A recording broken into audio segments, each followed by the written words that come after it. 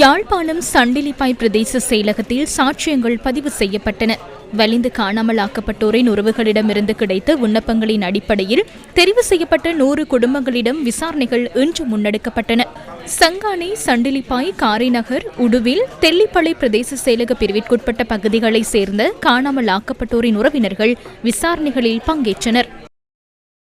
நாங்கள் புள்ள வெறும் என்று நான் பார்த்து கொண்டு வெளியில் அப்போ சொல்லி இருக்கிறோம், இருக்குது வெறும் எல்லாம் கேட்டு பதிஞ்சு போட்டேன். எனக்கு இந்த புள்ளி எங்கே இருக்குது, யார் பிடிச்சி வச்சிருக்கணும் என்று எனக்கு ஒரு தகவல் கிடைக்க வேணும். பிள்ளையால் யோசிச்சு பயங்கர கஷ்டத்தில் இருக்கிறேன். இதுவரையில் 1400க்கு மேற்பட்ட விண்ணப்பங்களை நாங்கள் பரிசீலனை செய்திருக்கிறோம்.